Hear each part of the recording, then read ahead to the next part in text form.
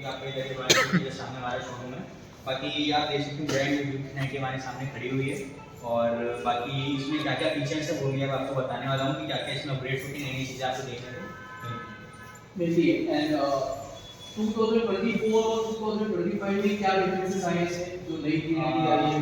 सबसे पहले बात करते हैं लुक्स की। तो लुक्स आप देख सकते हो बिल्कुल चेंज है, फ्रेमवर्क बिल्कुल चेंज कर दिया इन्होंने। आगे आप देख सकते हो लाइक पहले जो आपका फ्रेम आता था वो पूरा एकदम कंबाइंड फ्रेम था, अब आपको रेस फ्रेम मिलता है जो कि अलग अलग आपको देखने को मिलता है।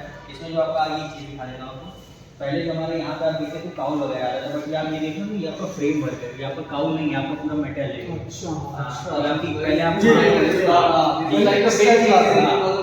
क्योंकि आपको पहले लगता है कि पैनल है कंपनी पैनल ही हमको पूरा मेटल दे रही है। साथ ही साथ आपका सीट हाइट का पहले लोगों का इशू रहता था कि सीट हाइट बहुत ज़्यादा होती है। एग्जैक्टली अब इसमें सीट हाइट इसमें रिडक्शन कर दिया, आपको सीट हाइट बहुत अच्छी कर दी है, फ्यूल कैपेसिटी आपकी बढ़ा दी है, फीचर्स इन्होंने एनहांस कर दिए हैं, ठीक है। और साथ ही साथ इसमें स्विंग आर्म वगैरह सारी चीज़ें चेंज कर दी हैं। ये सबसे बड़ा चेंज लोग पूछते हैं कि ये क्यों कर दिया, ये साइड में सस्पेंशन दिया गया। हाँ। बाइक में आपने देखा होगा कि जो भी एक्चुअली ये इसलिए दिया गया है कि जितना ग्राउंड क्लियरेंस और ये बाइक की सीट हाइट को कम वो कर सके, इसलिए दिया गया आपका साइड माउंटेड आपको बोलते हैं सस्पेंशन। बाकी फ्रंट में आपको डिस्प्ले 320 में दे दिया है। तो is it monoshock can be adjustable और एडजस्टेबल है राइट? तो monoshock is adjustable. So my question is कि अगर any professional person is doing like drift racing, yesterday we had some event in the Yamaha stadium, people are doing the drift racing on Yamaha and Kawasaki bikes. So if any person comes with the KTM bikes and all, they are doing the drift like this. So is it the preferable bike to do the drift racing or is it for the commuter? इसमें एक आपको feature मिलता है जिसको बोलते हैं super moto ABS. Rear wheel ABS आप work कर सकते हैं, जिसके वजह से आप इसमें आपको ड्रिफ्टिंग वगैरह आपको करने का मौका मिल जाएगा। एक्चुअली डुअल चैनल एबीएस हमारा आता है बाइक में, बट केटीएम आपको एक सुपर मोटो एबीएस मोड देता है जिसमें आप रियर व्हील एबीएस बंद कर देंगे। जिसकी वजह से ड्रिफ्टिंग आप करना चाह रहे हैं या क्या बोलते हैं बर्नआउट वगैरह थोड़ा सा करना चाहते हैं तो वो सब इजीली कर सकते हैं। Okay, it will be like very safe. Yes. Probably है इसलिए कुछ नहीं। अच्छा, this is great. मतलब I think this bike is ranked between the ADV and the naked version, right? Yes. Between the right? Yes. It's a naked version. Naked version, right? Okay. It's a new color, black color. Yes. Okay, now comes to my point which many Indians are very confused. What is this E20 and what is this E10? Yes, this is a very Actually, genuine question in 2025. Many of the people and the users and the bikers they are asking what is this E20 and what is the difference, right? Some people, let me finish or let me tell you. Some people have in the past also they have always like कि मैंने कब E20 डलवाया तो मेरी गाड़ी के piston खराब हो गए या गाड़ी की प्रॉब्लम आने लगी बाद में सर्विस सेंटर में भी डलवाया तो उनको समझ में नहीं आ रहा क्या है सारी चीजें। एक्चुअली अभी ये क्या है क्या चीज है? इसको E20 इंजन बोलते हैं कि जो हमारा फ्यूल आ रहा है धीरे-धीरे वो टेक्नोलॉजी कन्वर्ट होगा, बट अभी मैंने एक्सपेरिमेंट चल रहा है E20 इसको बोल रहे हैं कि इसमें 80% आपका फ्यूल रहेगा, टेंपरेचर को थोड़ा सा मनोवर करता है और मेंटेन करके रखता है। अच्छा जी। बाकी कूलिंग का इसमें यहाँ देखिए कूलिंग के लिए पावर आप हाई सीसी गाड़ियाँ लेते हैं तो कूलिंग का तो उनमें रहता ही मतलब थोड़ी हीटिंग करके जब आप भगाते हो तो हीटिंग का रहेगा ही। इशू नहीं है वो, अगर आपका फैन चल रहा है टाइम टू टाइम तो वो इशू नहीं है। आप गाड़ी कुछ भगा रहे हो फैन चल रहा है तो नॉट अ बिग इशू, लेकिन अगर गाड़ी चल रहा है वो फैन मतलब हीट कर रहा है फैन नहीं चला तो वाकई issue that is the issue. हाँ। हां, एक इसी से रिलेटेड एक मेरा क्वेश्चन है। यस्टरडे एक इवेंट पर हम लोग गए थे, वहां पे एक घटना हुई थी। Some person that guy purchase Kawasaki Ninja cost around 15 lakh rupees 6R and उन्होंने खड़े करके जो है 15 मिनट्स तक नॉन स्टॉप थ्रोटल दिया। आफ्टर दैट वहां पे क्या हुआ उस बाइक में आग लग गई। तो मुझे एक कंसर्न बताओ क्योंकि बहुत सारे बाइकर्स हैं, ये सुपर बाइकर्स बहुत सारे इंडस्ट्रीज हैं जो आजकल बाइकिंग इंडस्ट्री काफी ग्रो कर रही है। एक कंसर्न मेरा ये है कि एक नॉर्मल रेंज में किस आरपीएम लेवल तक किस रेंज तक हमें जो है थ्रोटल लेनी चाहिए?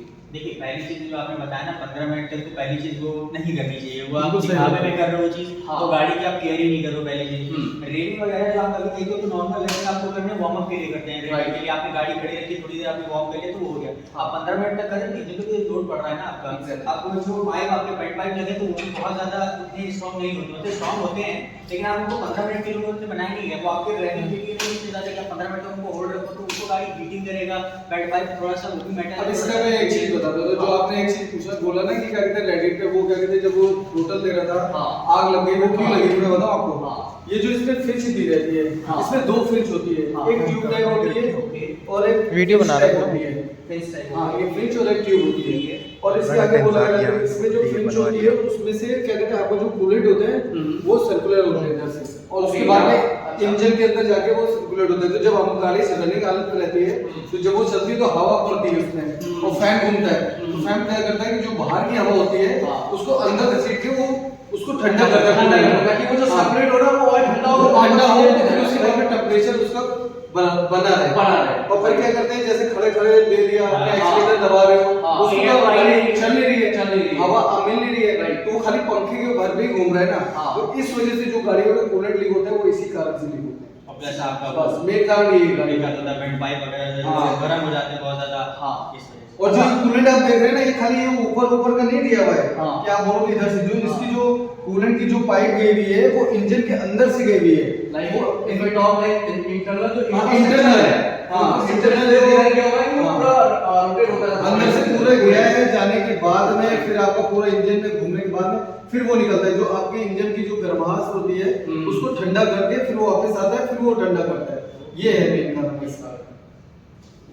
ये चीज तो अच्छा ये जो एक कंसर्न ये है कि मान लो विंटर्स है और मान लो गर्मियां है, जिन लोगों को मैंने देखा लोग चलते हैं, चाबी घुमाई स्टार्ट किया लेकिन चल दिया, इसका क्या प्रोसीजर है ये बताओ पैटर्न। सबसे अगर आप मोस्ट लेवल पर हाई सीसी बाइक्स पे जाना सही है, कहीं भी गाड़ियों में आता है फुल पम्प जिसको बोलते हैं, एफआई गाड़ियां होती हैं, तो आप जैसे सबसे पहले स्टार्ट करते हैं आपको साउंड सुनाई देती होगी टैक्सी, वो आपको साउंड में तुरंत आपको थ्रॉटल ये मतलब आपको स्टार्ट नहीं कर देना है जब तक वो साउंड आपकी खत्म नहीं हो जाती है।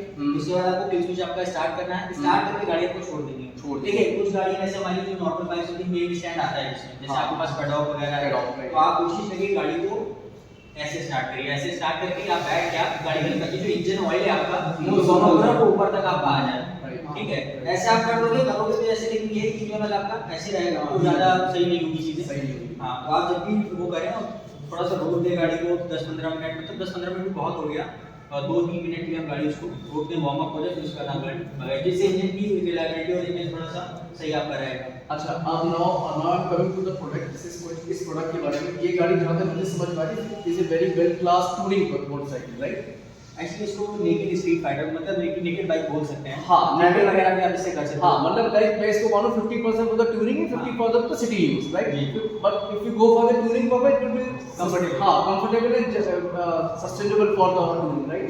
तो मेरा क्वेश्चन ये है कि ये बताओ, एक बार में अगर जैसे oil petrol full fill up कराया, अगर हम एक्सप्रेस वे पे चल रहे हैं, सपोज तो if I want to go to Chandigarh, like 3-4 express way रास्ते में पड़ते हैं, तो कितने किलोमीटर तक मुझे इसको नॉन स्टॉप लेके चलना चाहिए, कितने दिन बाद हॉल्ट लेना चाहिए, किस तरीके का इंजन है ये?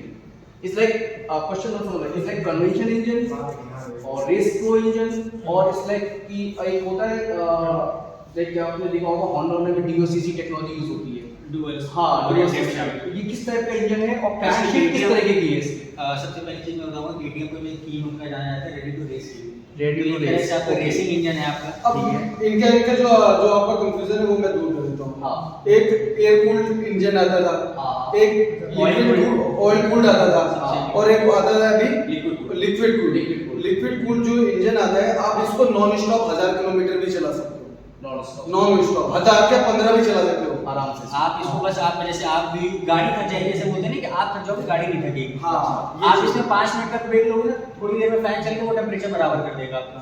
ओके, ये होनी चाहिए। इसीलिए वो डुअल फैन दे रखे हैं, टेंपरेचर जल्दी से कूल डाउन हो जाए। और आपको 90 सीसी सेगमेंट में आपको डुअल फैन देखने को और मिलेगा। आपको साइड व्हील्स में इसमें क्या हीट फील होती है, लाइक जैसे रॉयल एनफील्ड पे आप जैसे हमारी गाड़ी में होता है, इसमें फील होता है, हीट फील होता है, पूरा पैर में साइड में फील होती है। एक्चुअली ये देखिए जो आपके एरोडायनामिक्स पैनल वगैरह दे रखे हैं ना, तो थोड़ा इसमें आपका रिएक्शन हो जाता है सब चीजों से। क्योंकि विंग्स वगैरह उसी लिए दिए गए हैं कि जब आप जाओगे तो एरोडायनामिक्स वेट को काटते हुए थोड़ा सा वो चीज कंफ्यूजन इसमें दूर नहीं हो सकती, क्योंकि वो हीट करेगी ही करेगी। आप जहां आपने 50 ये जब हम बाइक को आइडल कंडीशन में रखेंगे तो हीट करेगी, कि रनिंग कंडीशन में भी आपको हीट फील होगी?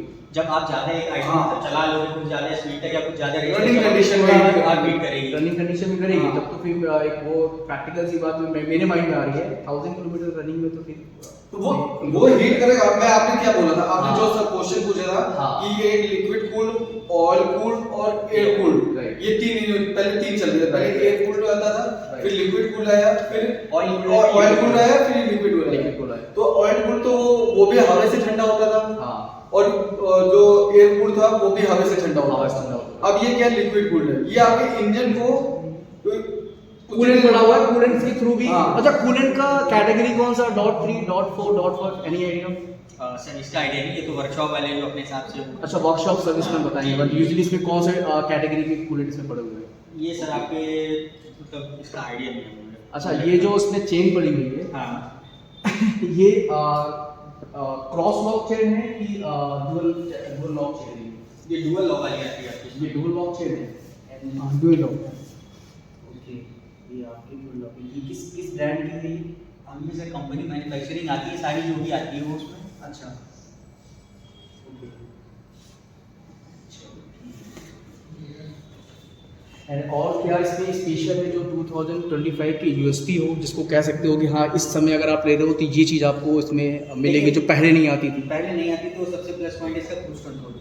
अच्छा, वो क्या है? क्रूज कंट्रोल आता है तो पता है जैसे आपकी टूरिंग के लिए आप ले सकते हो, तो टूरिंग के लिए एक प्लस पॉइंट है। जैसे क्रूज कंट्रोल का बटन है आपका, ये प्लस माइनस के लिए। आपको जैसे आप देखा कि आप काफी रोड आपकी एकदम ब्लैंक है, कोई आप नहीं आ रहा रास्ते में, तो आप इसको 60, 70, 80 का आराम से क्रूज कर सकते हो। क्रूज कंट्रोल लगा दी, आप जो एक्सीलेटर आपका हाथ है वो फ्री हो गया, बिल्कुल आपकी गाड़ी इजीली चल रही है आपका।